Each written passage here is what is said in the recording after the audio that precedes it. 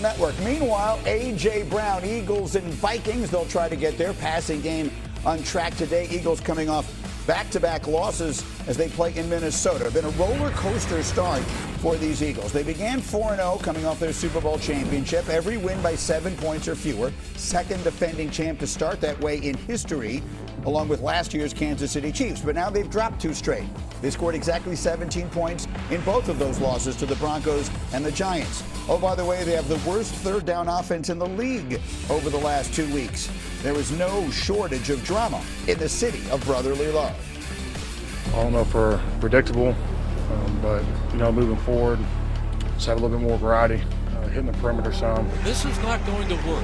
They've got to go over to the top and get the ball to the wide receiver. I understand. We're doing everything we can do to fix it. If it's first down and you get lack of execution, may not be in or where else. But when it happens on third down, puts us behind the sticks, that's hard to recover in this league. It's not just 2 people. It's a collective thing. It's about the offense generating and being what we believe it could be.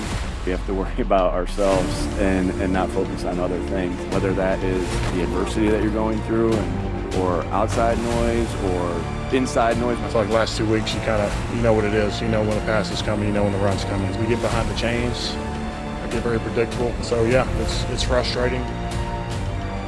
Jeff Darlington is live in Minneapolis for us. Jeff, we just saw you greeting Nick Sirianni as the Eagles were arriving at the stadium. What did he tell you?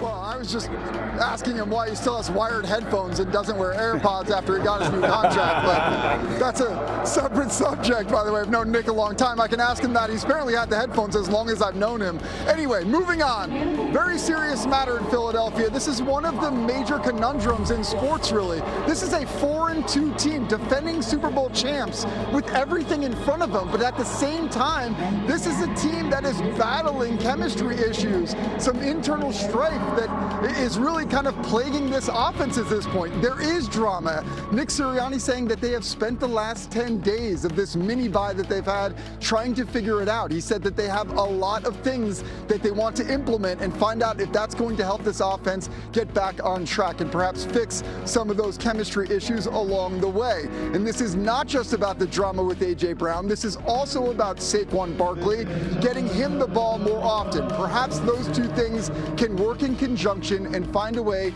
to fix themselves. Talk about that internal drama, though. We should point out this is a team that has dealt with this before. They will look back to that to find a way to navigate it. It's almost as if, Greeny, this has become their identity of sorts as they once again try to get their offense back on track amidst this latest drama.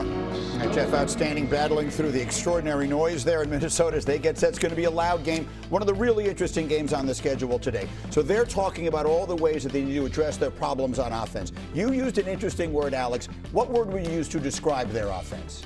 Yeah, it's arrogant, Greeny. It's so elementary that it's almost insulting, I think, to these opposing defenses. Like, they think they're better than everybody and that they can just line up and run this day one offense and win. This is the NFL, right? Like, these defenses are good. You heard Lane Johnson talk right there. They used 3 words. All right, we need more variety. We're predictable. Maybe let's get the ball to the perimeter. Last week was all in the gun, and it was all inside run up the middle. Let me show you what I'm talking about. Okay, here, let's take it to the wall here. Okay, and again, predictable. This is a word he used. And again, even as a viewer, you're going to see this today. And I'm talking about the back depth here with Saquon. Again, it was almost all in the run last week. And when he is even with the quarterback, it is 100% pass. Why? He's got to get up in protection and get out in the route. And when it is a run, well, he's a little deeper, almost a full yard deeper. Again, he wants better vision to the run game. He wants to get downhill. And I'm telling you, we study 32 NFL teams. If we're seeing this, you better believe their opponent is. Look, and I'm not cherry picking plays. Look at it across the board. If he is even with Jalen Hurts, watch it today. It is a pass. I guarantee it. And again, look out. I mean, we are a full yard deeper in the NFL in the gun. I'm telling you, I promise you, the opponents know this and have it internally and identify it. And again, it just got to be more variety. I mean, they're all pro tackle is saying it, right? And again, Saquon, this is one of the premier players in the NFL. We can do more. We can do better than just handing it to him up the middle and hoping he takes care of business. Well, and doing some digging on their numbers, all right, over this time. This is the only team in the league that throws the ball in between the numbers, less than 40% of their throws are going in between the number. So if all you do is throw the ball outside the numbers, that limits you so much in your passing game. And so to me, that's where I think they need to improve.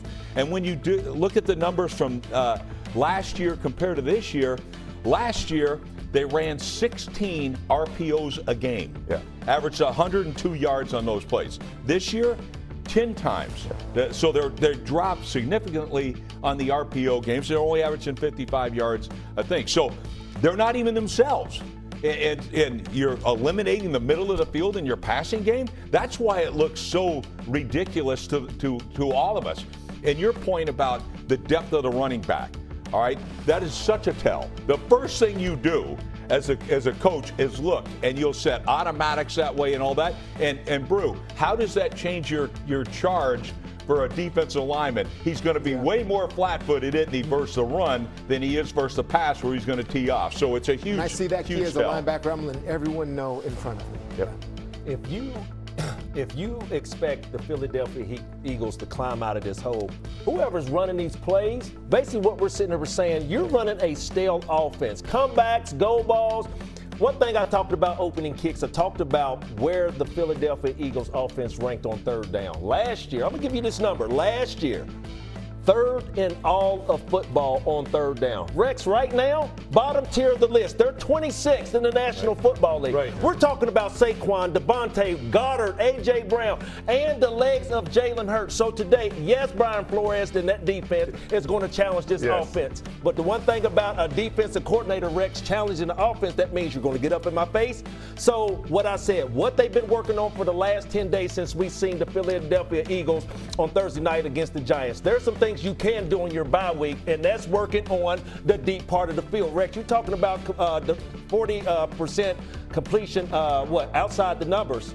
Well, it's less than 40% inside the numbers. Okay, inside the numbers. Never throw the ball. So everything's going outside the numbers. So, and I put up a tape last week of them not connecting on the deep part of the field. So today, there's going to be some opportunities. I just want to see over the last 10 days, Bruce, have you been working on the deep part of the field, Philadelphia Eagles, or haven't you? Hey, Randy, great point.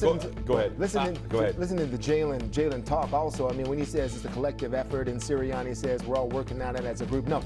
It's you, Sirianni. Yes. All you got to do is go in there and say, run a freaking sweep, okay? Run it outside. This is what I want as a head coach for you to start to do, and that's not happening from the head coach.